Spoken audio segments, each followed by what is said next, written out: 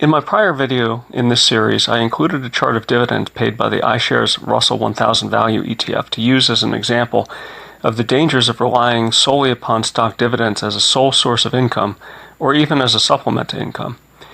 As we can see, even though dividend payments grew significantly over a 20-year period, the recent financial crisis, starting in 2008, demonstrated that dividends can and do get cut. I know stock fans don't like to admit this, but it's quite true. And in this case, dividends fell by nearly 50% and didn't recover for 7 years. The problem this presents for a person relying upon that income is that they either have to cut their spending and accept a lower standard of living for a while, or alternatively, sell some of their equities at what is certain to be a worst possible time. So our objective now is to figure out a way to facilitate constant withdrawals from the portfolio without requiring sales of assets that we don't want to part with. How can we accomplish this? I can hear many of my subscribers yelling, "Gold!" No, hold on, not yet, folks. I'll get to gold's role in the next video. There is another asset that is a far better suited asset to evening out income and ensuring volatile assets don't need to be sold at the wrong time. And that asset is, gasp, cash. But Belang P, you've gone crazy. You're a gold guy. How could you even suggest holding cash? Well, sit tight and watch. I'm about to show you that for someone who is drawing on a portfolio to cover living expenses, only a little bit of cash is needed. What I've found is that many financial experts, and again I use air quotes, don't know how to use cash in a portfolio. Almost every article I've ever read discussing cash in a portfolio suggests maintaining a fixed percentage of it relative to everything else. This is totally wrong. It is using the asset completely inappropriately, much like the person who tries to drive a screw into a board with a hammer. Maintaining a fixed percentage of cash does reduce portfolio price volatility, but it does little to prevent sale of the other assets at the wrong time. Reflecting upon my chemical process controls background, my PhD advisor once told me, a control system cannot eliminate a disturbance. It can only move the disturbance from one place to another. Usually it is best to absorb the effect of the disturbance as a change in cooling water flow or a change in tank level. Well, cash is like liquid in a buffer tank.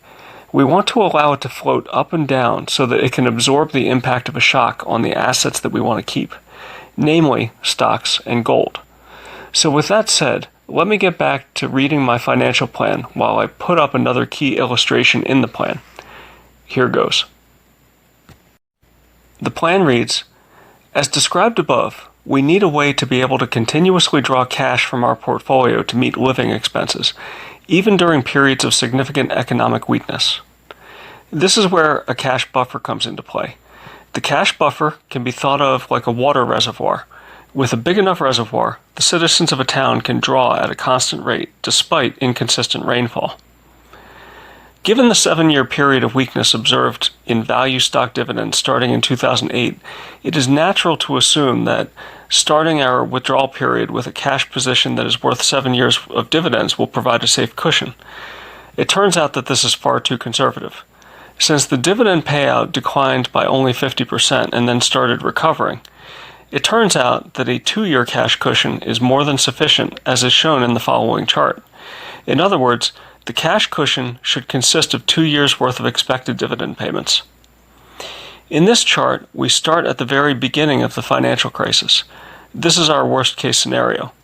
Assume that we have a large enough stock portfolio that it can generate $5,000 per quarter in dividends, or $20,000 per year. We'd like to continuously withdraw $5,000 per quarter in CPI-adjusted terms from our cash account, regardless of what happens to dividend payments. Each quarter, the dividends paid from our stock portfolio are deposited in the cash account, and the first 7 years of the crisis will represent a severe drought of income. The cash account starts with $40,000, 2 years' worth of dividends at the starting dividend amount. During the financial crisis, the cash balance is drawn down because withdrawals are greater than dividend deposits. The balance declines to about $10,000, a 75% drawdown, but the cash reserve is not depleted.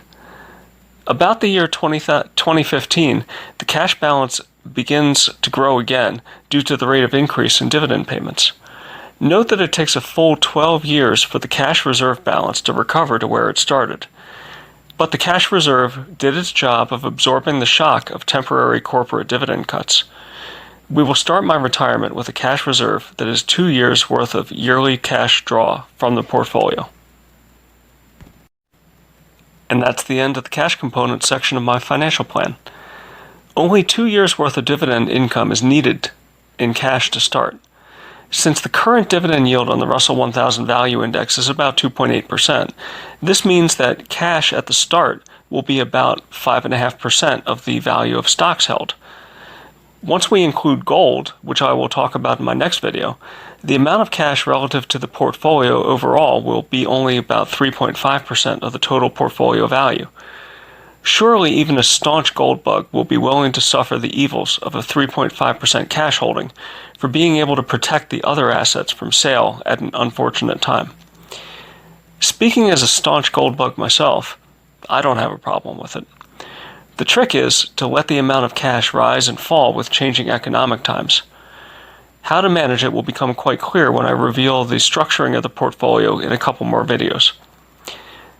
So in my next video, we'll get to the topic that many of you have been waiting for, and that's gold's role in my portfolio. And I can assure you that my position is heavy, and I feel good about that.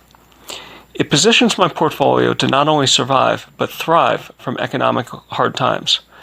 It also positions me to take advantage of possible gold price weakness in the future should gold prices correct prior to resumption of the gold bull market. So the next video and the one after that should be quite illuminating. Stay tuned.